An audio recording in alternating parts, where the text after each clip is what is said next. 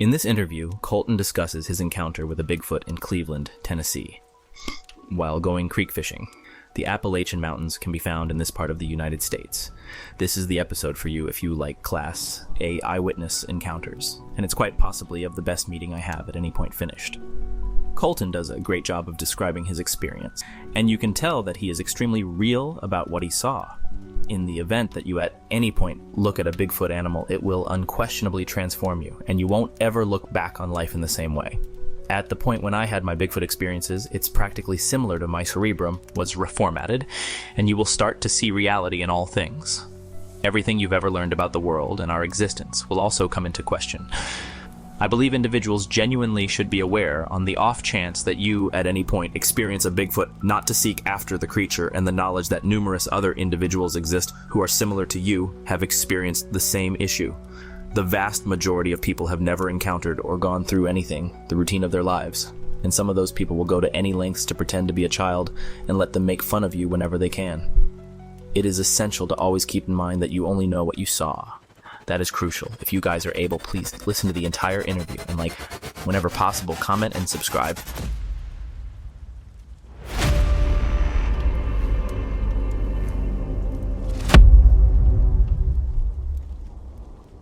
If you've had a Bigfoot encounter, please share it with me on the channel. How are you doing today, Manny? How are you doing? Thank you so much for asking Colton to provide me with some additional information. I'm doing very well. A little bit about yourself, your hometown, and your encounters with Bigfoot and other experiences from the please begin at the very beginning. Yeah, man, my name is Colton. I'm from a place called Cleveland, Tennessee. It's about, 20 miles north of Chattanooga, about 60 miles south of Knoxville. It's just in the southern Appalachian Mountains. I've been here my whole life. I grew up hunting and fishing in these woods. I've seen pretty much every known wildlife around.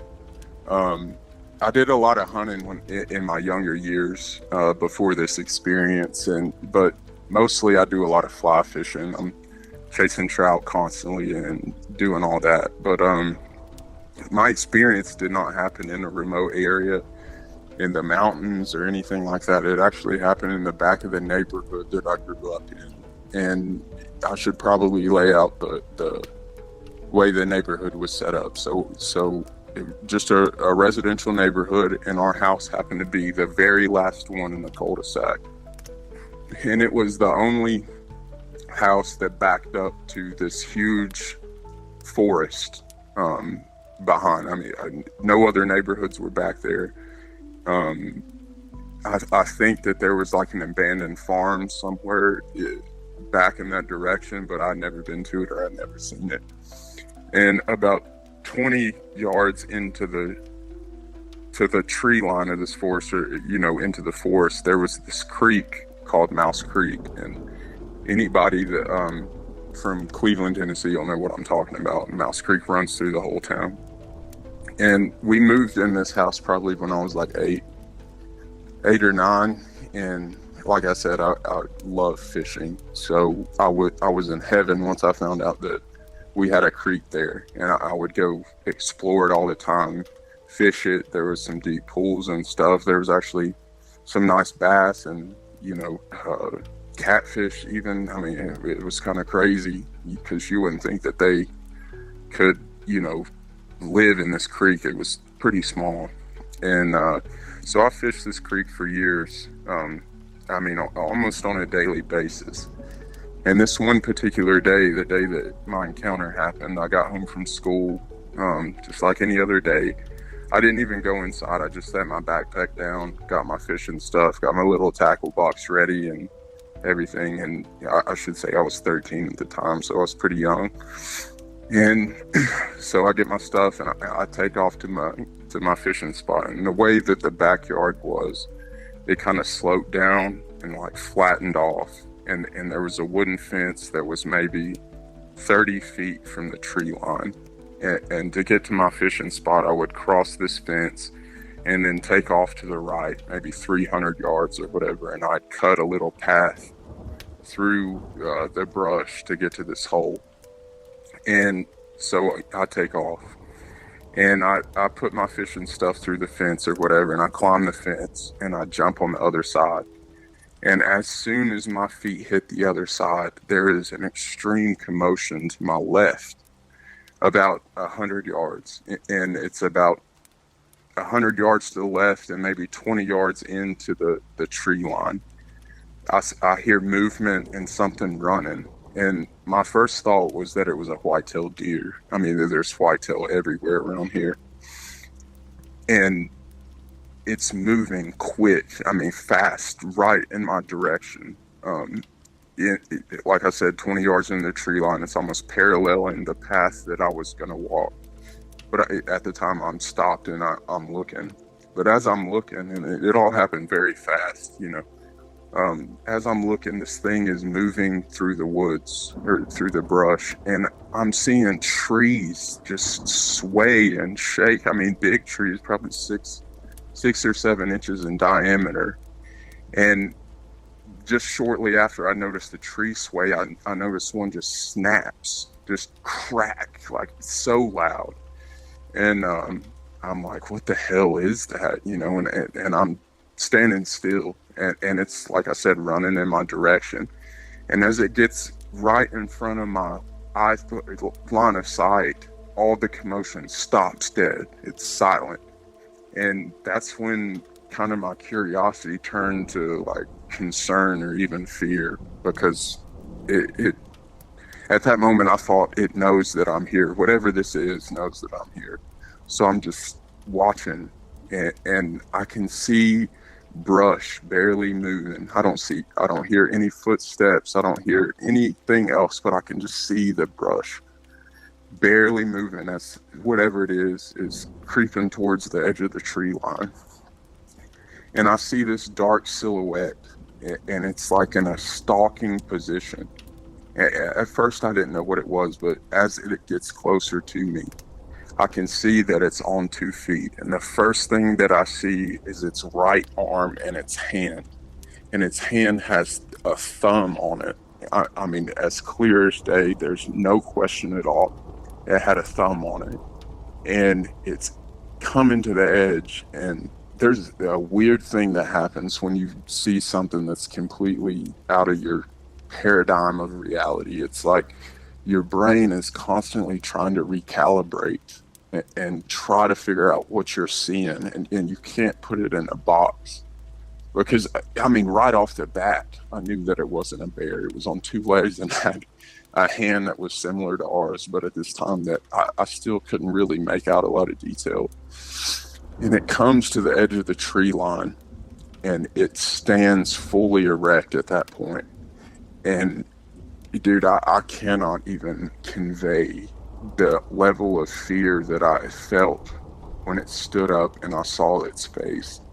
Like, it's a type of fear that I hadn't felt before or since. I mean, the only time in my life, it's like the most primal fear that you can imagine. And like I said, I'm sitting here looking at this thing, and that's the fear just keeps building as my brain is recalibrating and trying to understand what I'm seeing. And at the time, like I said, I was 13. I probably had heard the term Bigfoot, but that's about as far as it went. I didn't really know the stories. I'd never seen any footage or anything like that. I'm thinking that I'm looking at like a monster, a half man, half monster. And I went back later and measured the distance roughly of how far away I was from it, and it was about 26 to 30 feet. So I'm extremely close. I mean, I could see the details of its face, like weathered lines on its forehead and everything. And what I was looking at had reddish brown hair. It wasn't extremely long or shaggy like in the Gimlin footage. It was maybe 2 or 3 inches long. It had lighter hair at the top of its forehead, its chin, and its chest. It had almost like a tannish colored hair. And it had less hair on its chest. And its face didn't have a lot of hair either, to be honest. And that's what probably made me think immediately that it was a man. And I think I told you in the email, I have a degree in biology.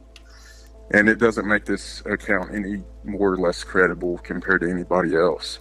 But in my later years, I probably studied primates more than the average person. And what I was looking at looked more human than it did like a gorilla or a chimpanzee or anything else. It had that heavy brow ridge like a Neanderthal, but it didn't have like a distended mouth like a gorilla or a chimp, like where their mouth extends further than their forehead. It had a flat face, and I thought I was looking at some type of man, but it was the biggest man that I'd ever seen, ever, and to this day. And the height isn't really what stood out to me. I would say that it was probably between 7 and 8 feet high. But when you're 13, everything's bigger than you are. So it was hard to tell. But what stood out to me was the mass. I mean, this thing was bigger than the biggest animal or human that I'd ever seen in my life. I mean, its shoulders looked like bowling balls. Its chest, you could almost see like the striations and the muscles of the chest. It was just so massive. And as I'm seeing all this, I'm coming to understand that, like, I have no defense. Like, there is nothing that I can do if this thing wants to attack me. I mean, I have a fishing rod, and I mean, I don't even know if I had a hand grenade that it would do anything. I mean, this thing was massive, and I'm so close to it, and I cannot look away from its face and its eyes. And its face is completely expressionless. It didn't look curious. It didn't look like it didn't know what I was. It looked like it knew exactly what I was. And it was sitting there thinking about what to do, just like I was. And, you know, I can't move. It's the only time in my life that I was frozen in fear. I couldn't breathe. I couldn't blink. I couldn't look away. And it didn't make any vocalizations. I didn't hear I didn't smell any of the smells people talked about. And I'm still not sure what finally clicked in my mind for me to run, but something did. And eventually, probably, I mean, it all happened, like I said, so fast, maybe 6 or 7 seconds. It finally clicks in my mind to run. And I drop my fishing rod on my tackle box and I turn around and I'm running for my life.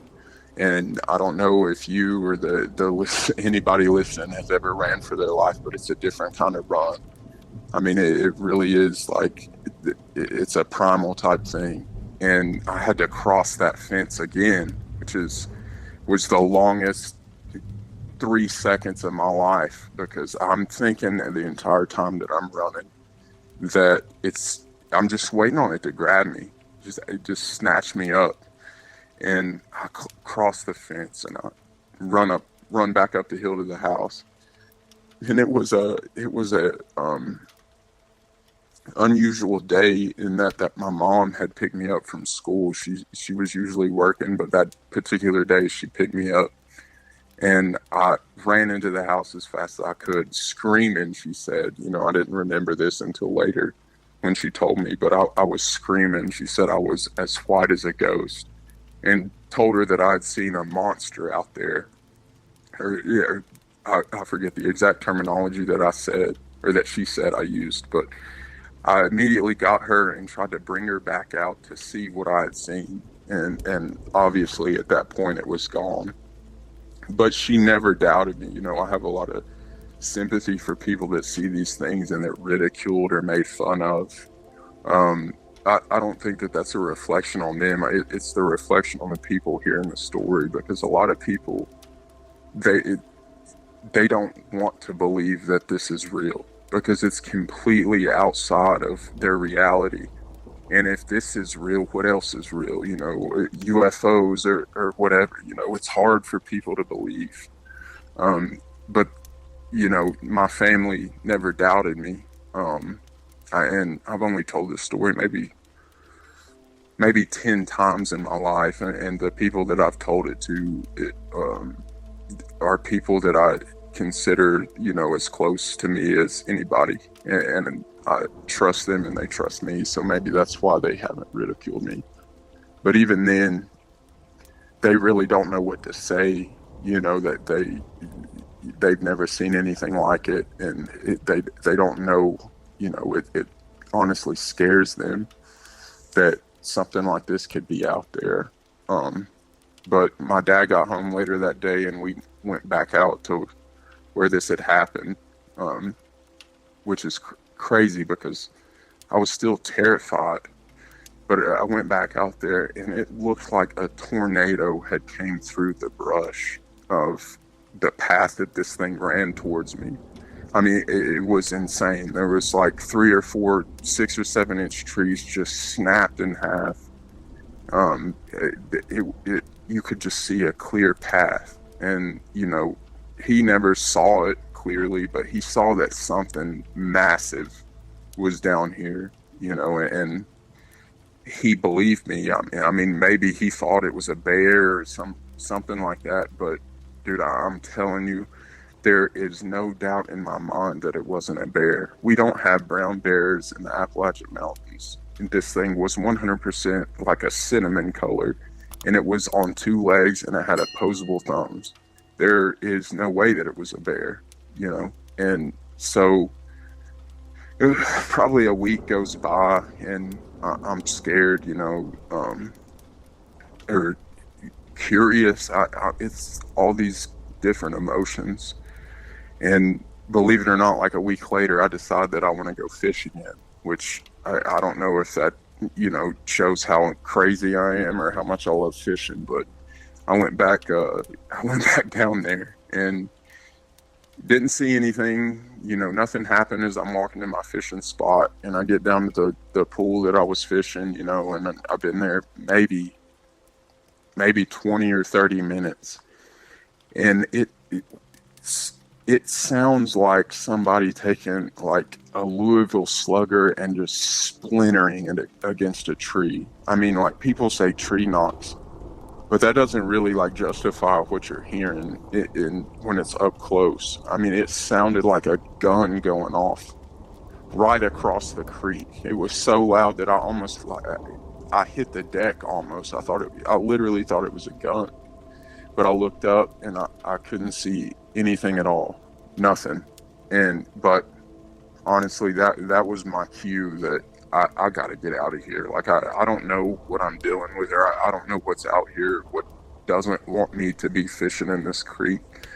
But I'm done. I tap out. So I'll leave. And it just so happened that at the time, my parents were building a new house, and we moved maybe 2 months later. But from that day, I never went back down there. I never fished, I never crossed that fence again.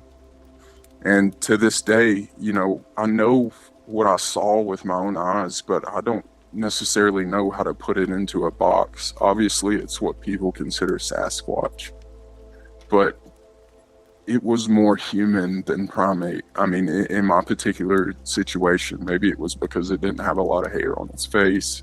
I don't know. But this thing looked human. And when I looked into its eyes, it seemed intelligent. And I know that that's kind of like projecting human emotions on an animal per se. But if there is any animal walking the earth that justifies like comparing to us or anthropomorphizing, it's this thing, because it's closer to us visually than a chimpanzee or a gorilla or any other great primate. And dude, I've thought about this experience for 20 years, and it happened when I was 13, and I'm 30 now, and I haven't came to any closer to understanding what I saw. And there's not a single day that goes by that I go into the woods and I don't think about this. It absolutely terrified me. But at the same time, this might just be how I am. I'm so curious to know what it is. that I still go into the woods. I usually don't go alone or into deep remote places or anything like that. But I want to know so bad what I saw and what is going on with this phenomenon that I still go into the woods, and I'm still expecting to see it again, even though in the back of my mind I don't want to at all. I would still be open to like having another experience just from a distance, not from like 25 feet away. And yeah, man, that's my experience. I don't really know if I have any definitive answers, even though I was so close to it and stuff. But I mean, it changed my life for sure, as far as how I approach what's real and, what's at the edge of our understanding. Because I understand people see things, when you're getting like a degree in science, they're all about repeatability and, falsifiable data or hypotheses and stuff like that. But honestly, some of the most interesting experiences in life are not repeatable. And, that doesn't make them any less real. It just means that there's a lot more left for us to understand. And, I still think about it to this day. So, yeah, that's my experience. All right, Colton, thank you very much for sharing your encounter with me. If you would, let's break down what this creature looked like. I know you already explained a lot of the features, but what shape was the head?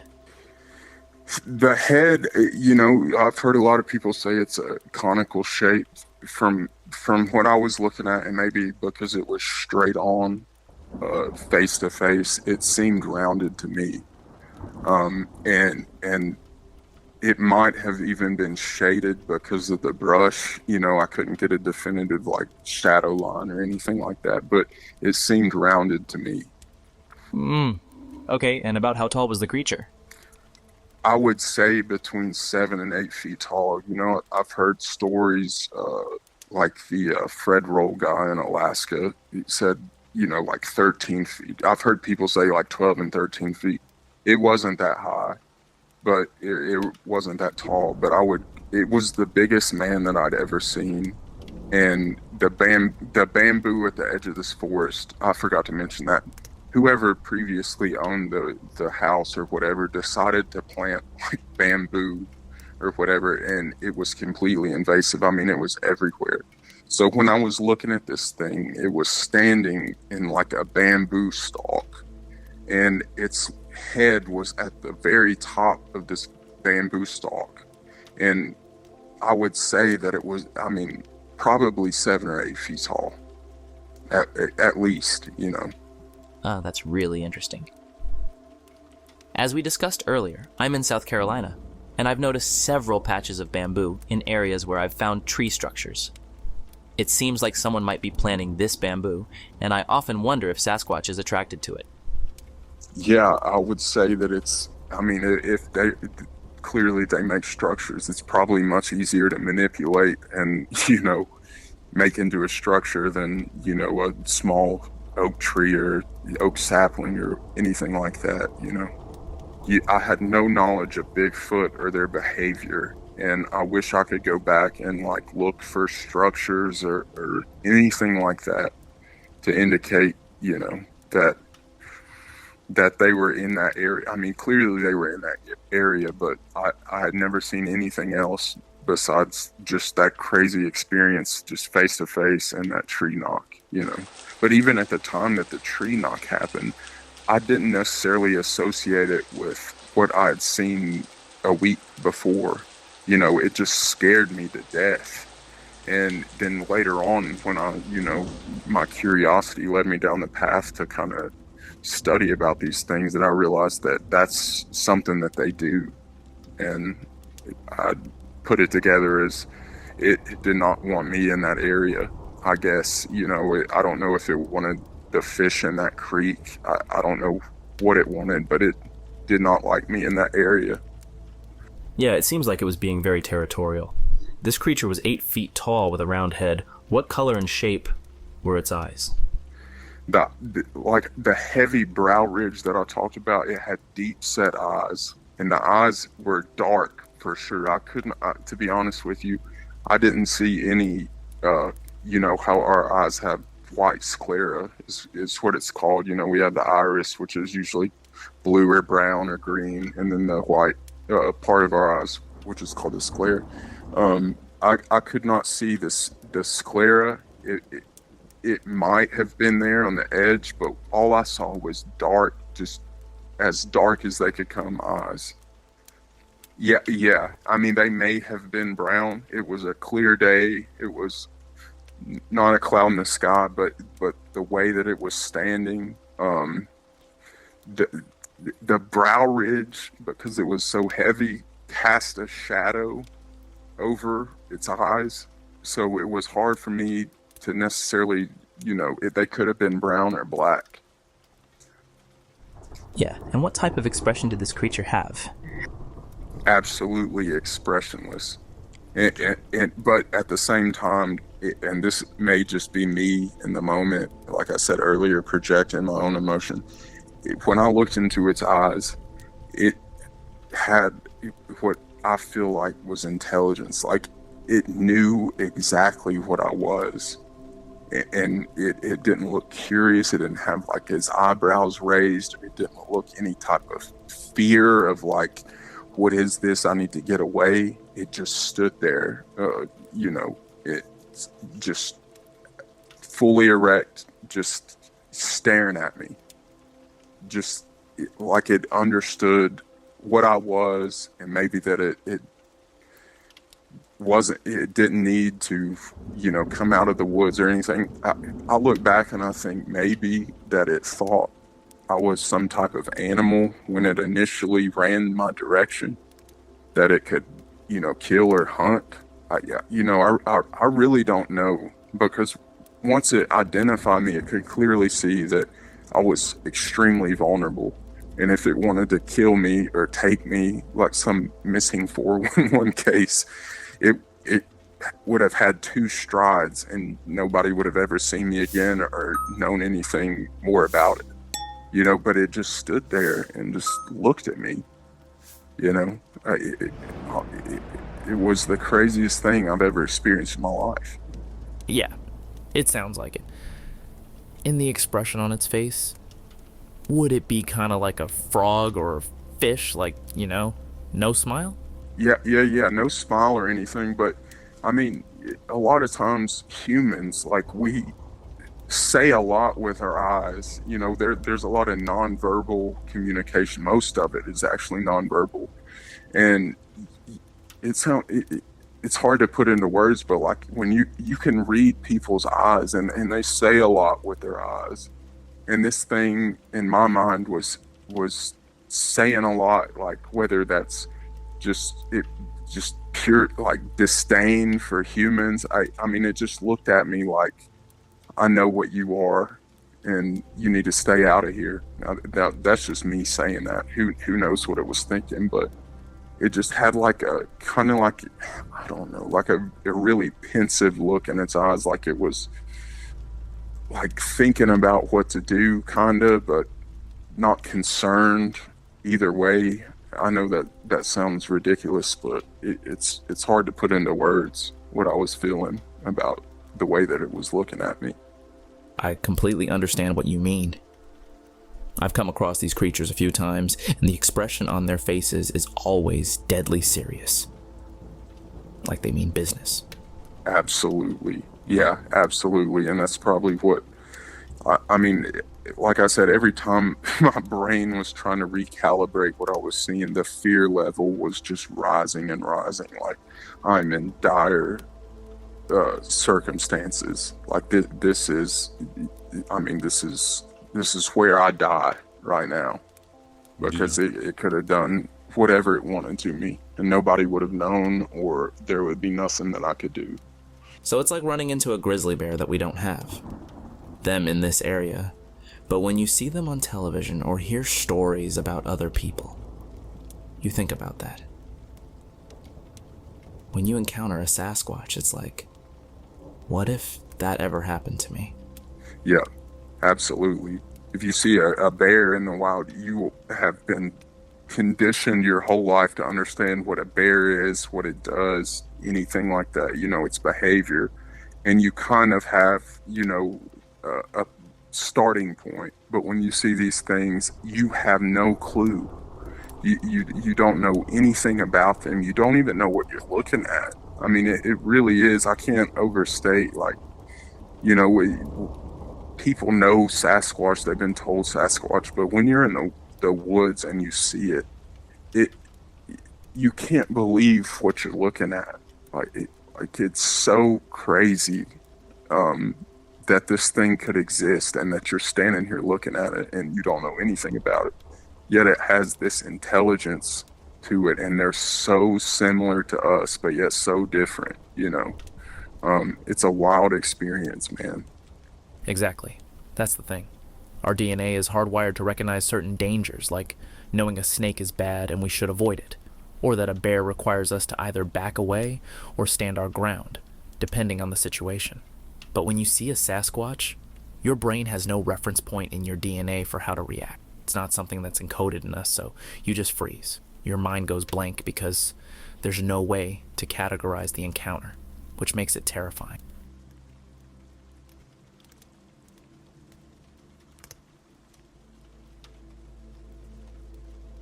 You couldn't have said it any better, man. And also through that, there's this strange familiarity. Like, you think that you're looking at something like similar to you in I don't know how to describe it, man. Like I told you, what I was looking at seemed much more human than it did primate, and that just racked my brain. It's unbelievable. It really is.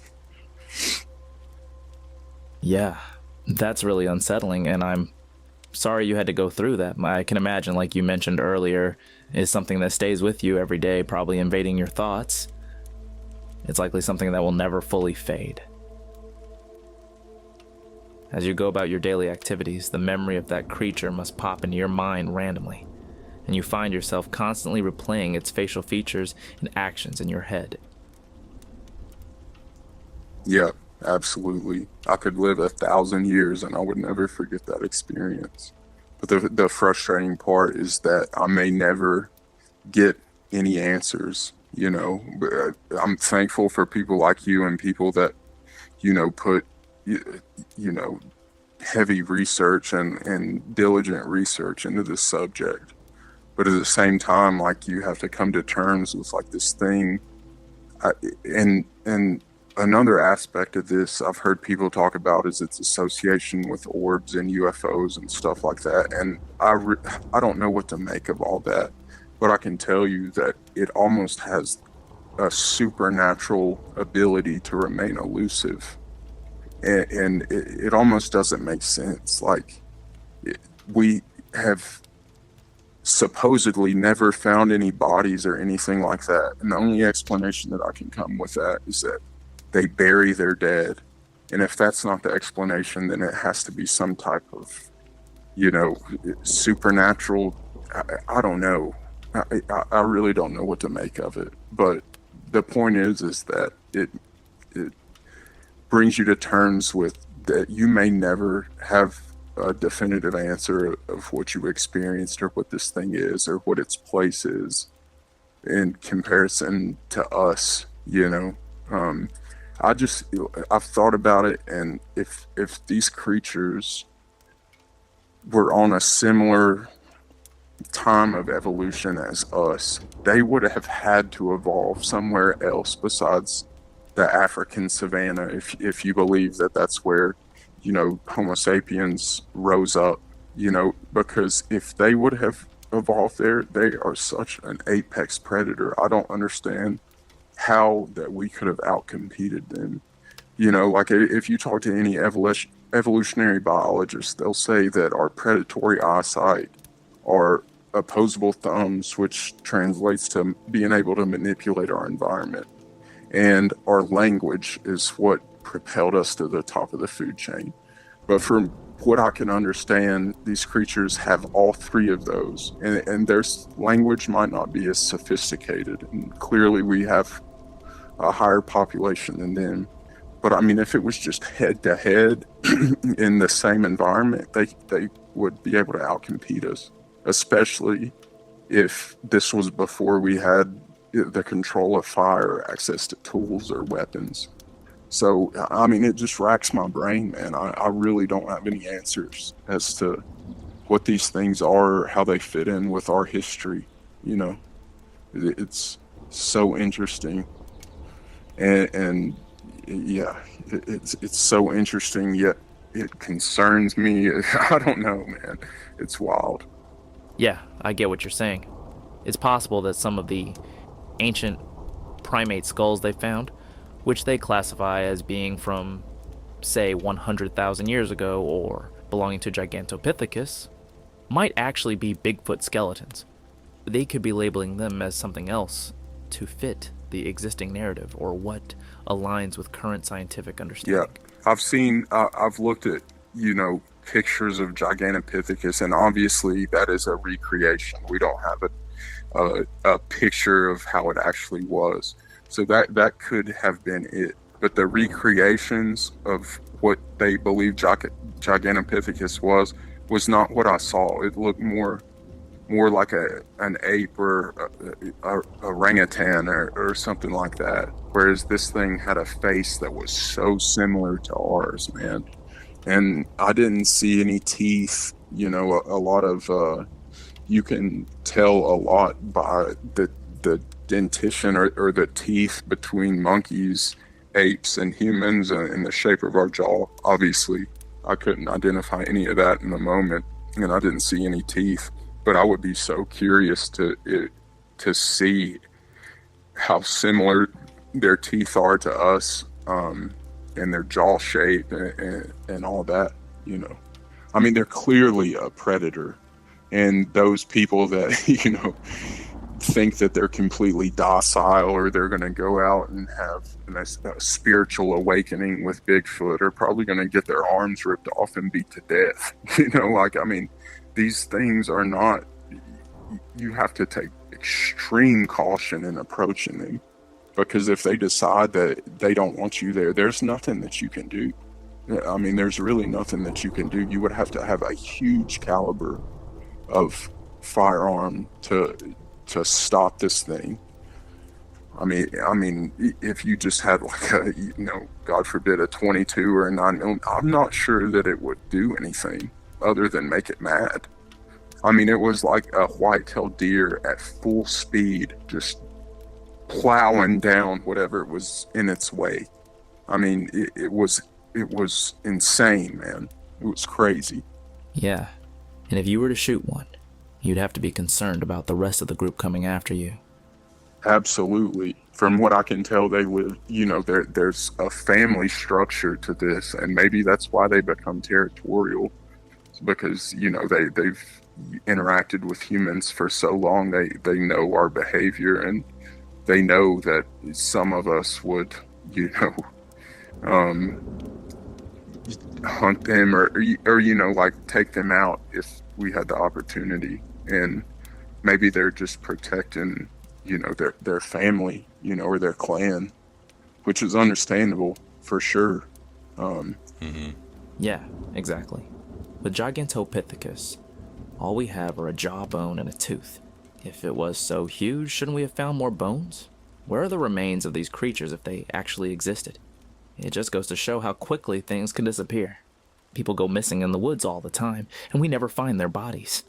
If you don't discover them within a few months, maybe a year or two, everything's just gone. Yeah, absolutely. And yeah, then they divert your attention away to something else. I mean, I don't want to get too conspiratorial, but I mean, I have to believe that there are people or a faction of people that understand what these are, and they have a better grasp on the situation that we do. And maybe, I mean, like, our protected forest or national parks or whatever are a sanctuary for these things. But it's amazing how these missing person cases are swept under the rug, or have some simple explanation when in fact that it could be much more complicated than that. And, you know, what if there are bones out there of these creatures that are like confiscated? Or there's like people out there that are making sure, or at least trying their best to make sure that the knowledge of these creatures doesn't get out to the wide public, you know, because there's some aspect of it that they want to hide, whether that's a supernatural aspect or the you know, understanding that these things are much more closer to human than they are of an animal, and that people would have, you know, they would feel some type of way about a human or a hominid living out there in the woods that is so similar to us but yet so different, you know. I don't know what to make of it, man. I wish I had more answers. Yeah, I feel the same way. It would be great to finally uncover the truth. I believe there's a lot happening behind the scenes, and they're keeping it hidden because they don't want us to know what these creatures really are. It's not just about protecting the logging industry. There are probably many reasons. But revealing the truth could potentially change history and reshape our understanding of the world today. Absolutely. Yeah, absolutely. I've heard the logging industry aspect, and I mean, if you just look at how humans behave in other industries, that makes sense that, you know, the capitalism, the greed that would, you know, contribute to maybe this issue. But I think it's much more than that. Much more than that. And, yeah. And hope in this new age of information and our connectivity with the internet and stuff, there's a lot of, there's a lot of negative stuff with the internet, social media, and, you know, we're not necessarily designed to take in the opinions of millions of people, but at the same time, we have an ability to exchange information and stories and experiences in a way that we never have. And if there is a group of people that are trying to hide the truth of this issue, then they're having a much tougher time, because people are so much, the exchange of information is so much easier now, and the truth is much harder to hide. The same with the UFO situation. You know, it's hard to hide when people can, you know, it's no longer written newspapers or, you know, just the mainstream media organizations sharing, you know, your beliefs about the world like it was in the, you know, 20th century. Yeah, absolutely. If they can hide things about politics and events happening right in front of us, they can certainly conceal something hidden deep in the woods, especially if it doesn't want to be found. It's just a continuous cycle that never ends. But yeah, what are your thoughts about when you went out into the woods, crossed that fence with your fishing gear?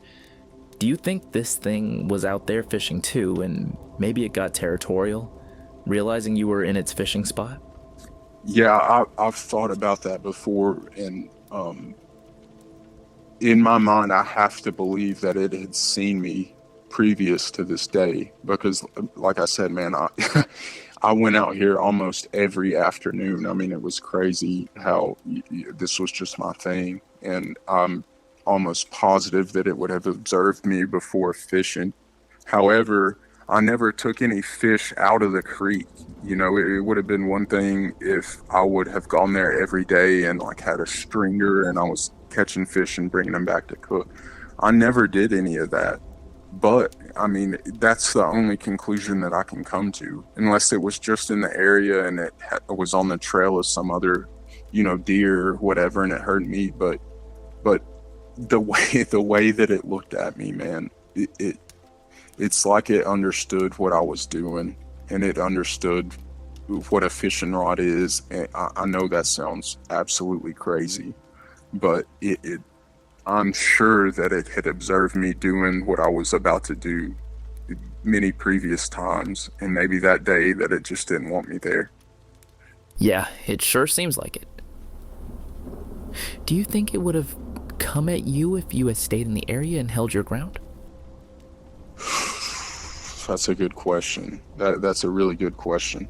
The way that so I think I explained this. So I would go down and cross the fence, and then my favorite fishing spot, the one that I'd cut out a trail to get to, was about 300 to 400 yards to the right.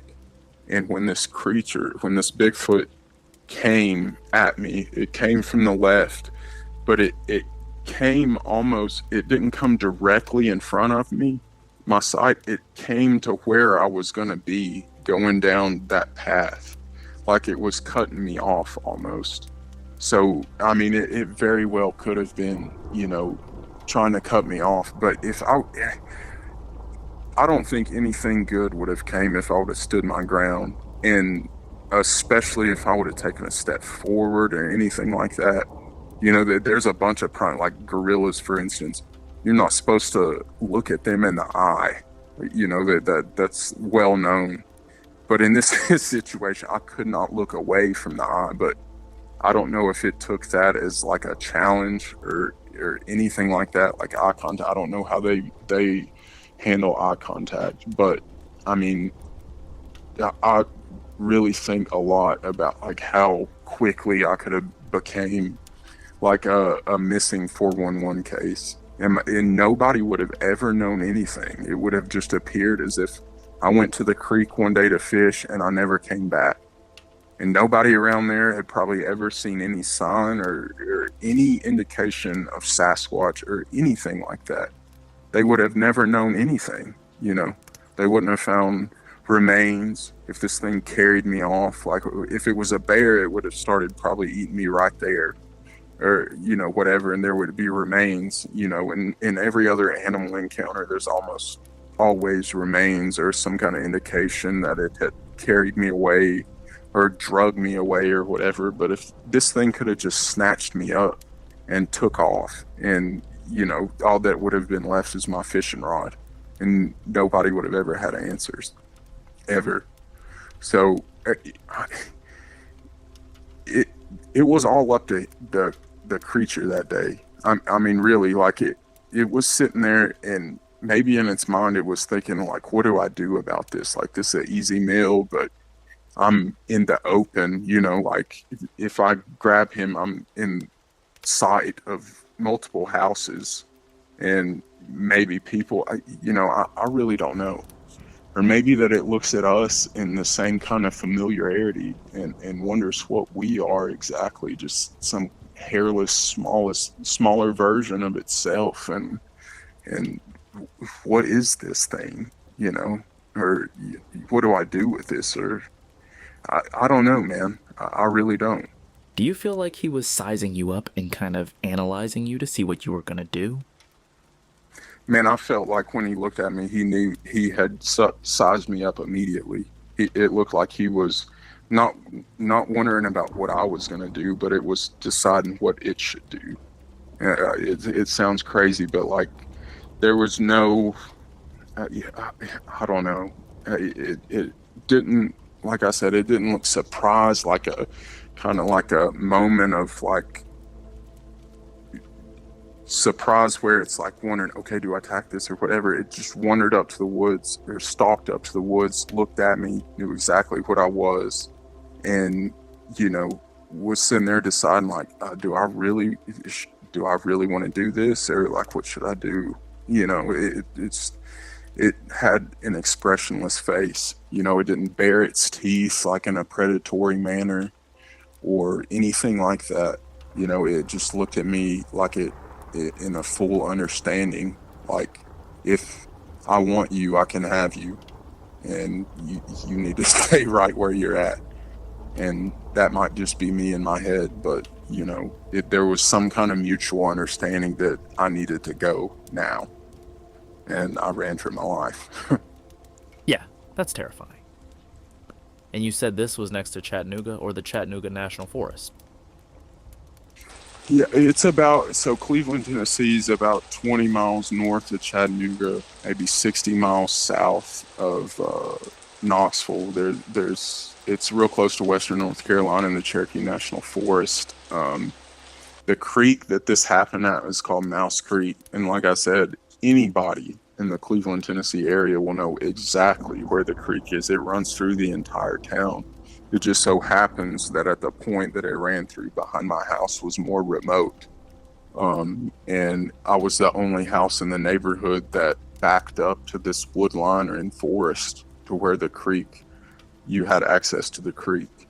So, yeah, just in the southern Appalachian Mountains towards, southeastern Tennessee, western North Carolina.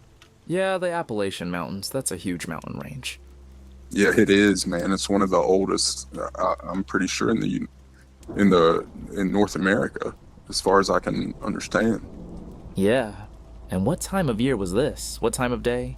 This was in March of 2006 at about 3 to 4 p.m. in the afternoon, because that's usually when I got home from school.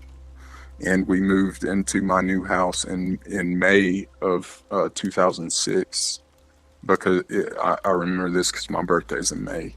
So it was roughly 2 months before we moved into the new house in the spring, for sure. Was it a nice day? Was it cloudy? Do you remember? Yeah, it was completely clear.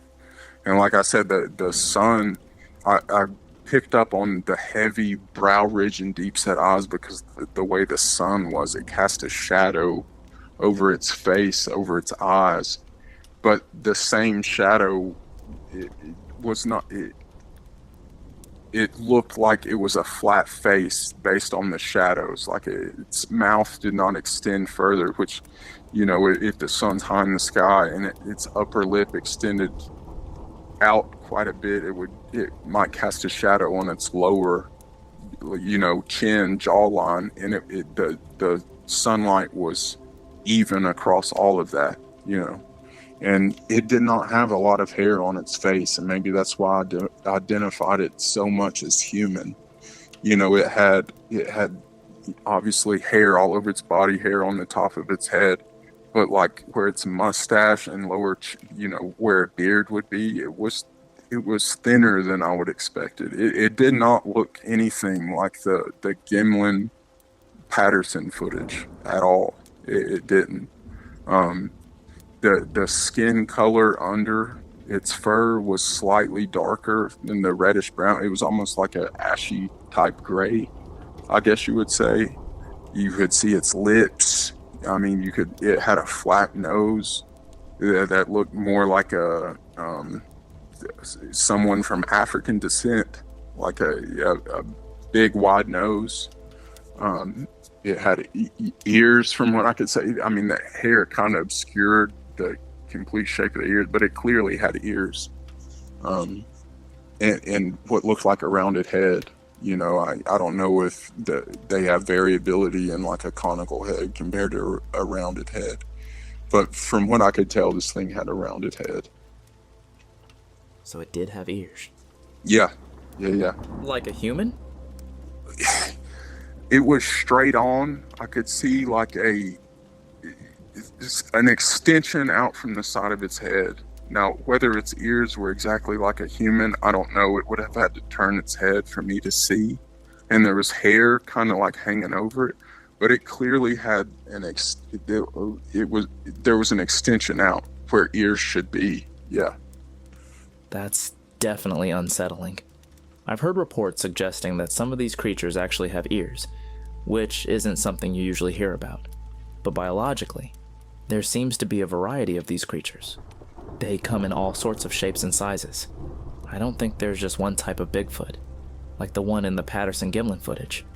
Many professionals try to compare them to that specific creature, but I believe they're all different. Right. I mean, if like I said earlier, if they have gone along a similar evolutionary path, and there's certainly variability in between regions, between males and females, but they would not all be the same at all. And like I said, in this case, the hair wasn't extremely long. It was maybe 2 or 3 inches, and it wasn't shaggy or anything like that. It looked, I'm not going to say well groomed, because I don't think they're out there cutting their hair, grooming themselves necessarily. But it wasn't as long as you hear in some other stories. Yeah, that makes sense. And from a biological point of view, what do you think they are? Oh man, I think, like I said, I think that they look much more similar to humans, and from what I can tell from accounts, their behavior is much more similar to humans. Now, they might not have as sophisticated of a language and be able to collaborate with each other like we do, because I think that that's what kind of puts us above any other creature. But the way that they look, I would certainly say that they are more likely a hominid than something more related to a chimpanzee or a gorilla. Absolutely, 100%. Or a branching Neanderthal. But if you study Neanderthals, their size was, as far as height and physicality, was much more short and stocky. And for a creature to grow to this size, to evolve to this size, it doesn't. I mean, they would have had to have a huge food source, or as far as I can tell, they would have to have a huge food source to evolve to a size of this magnitude. I mean, it's staggering how much bigger they are than us. It really is. I mean, head to head, there is no chance that we have in a physical fight. I mean, it would take 10 people to do anything with this thing. All right, Colton. I think we've covered your encounter story pretty thoroughly. Is there anything else you'd like to discuss or add to the podcast? No, man, just anybody that has these experiences, don't feel like you're alone. The people in your immediate vicinity might doubt you and might make you feel like you've created something in your imagination, but there are people out there that understand, and it's important that you share your story, and that we get every situation or every person contribute to our understanding, or our better understanding of what's going on in this phenomenon. So don't feel stupid and share your experiences, because there are people out there that know the truth, or know that these things are real, and you're not alone. Absolutely. I've had encounters myself. In the Midwest, specifically in Missouri, I've seen these creatures firsthand. So I know for a fact that they exist. They're out there. Colton has also seen them in Tennessee. Right now, I'm in South Carolina doing this podcast, and in the short time I've been here, I've already found a ton of evidence, like EX structures and arches, and had some strange experiences. So if anyone out there has had an encounter anywhere in the United States, please share your story. It helps people like Colton and me understand what we've seen and encountered. We think about it all the time, and we know we're not crazy. These experiences can change your entire life. If you're listening and have seen one of these creatures, please reach out to me. We deal with the constant mental weight of these encounters. It's like a trauma that never leaves your mind and infests your thoughts. It would be a relief to hear from others, especially if you've seen one in Chattanooga, anywhere in Tennessee, or if you're familiar with the areas Colton mentioned. If you've had an encounter, let me know. I believe you completely, 110%. I can tell that you're genuine, intelligent, and a good person. It was truly a pleasure speaking with you today and having you on the channel. Your presence really means a lot to me. Man, I enjoyed it. Thank you for having me on your show, for sure. If you're ever in the area, we can link up and try to figure this thing out, at least piece by piece. But yeah, Miguel, thank you for having me on, man. Thank you for being a guest. You did an excellent job, and I'm truly grateful that you were so open in sharing your encounter with me. Thanks, man. Have a good day. I wish you the best in your research. Same to you. I wish you all the best. If you come across anything else in the future, don't hesitate to reach out. If you're ever interested in revisiting that spot to film, make a video, or do some research, feel free to contact me. Hey Colton, you did an excellent job describing your encounter, and I can only imagine I'm sure it was terrifying to see something like that. I know what it's like to encounter a Bigfoot because I've seen them a few times myself, and it's tough to talk about it without being laughed at. The best approach is to connect with people who understand and seek out like-minded individuals to spend time with or even do research with in the woods. I really do plan on meeting up with Colton in the near future. It's about a 4-hour drive from where I go in South Carolina, so I'm going to make the necessary preparations to make this happen. While it would definitely help the channel, I think it would also be beneficial for me personally to hang out with someone who has seen one of these creatures. It would be good for my mind to spend time with someone like that. If you enjoyed Colton's interview, please like and subscribe to the channel. If you've encountered a cryptid creature and would like to share your story here on the channel, please reach out. The only way we're going to overcome the powers that be and get rid of evil in the world is by rising up and telling the truth. There are more of us than there are of them, and they fear that we will band together and refuse to take this any. So even if you've never seen one but believe in cryptids, UFOs, or the paranormal, stand up for what you believe and support your fellow man.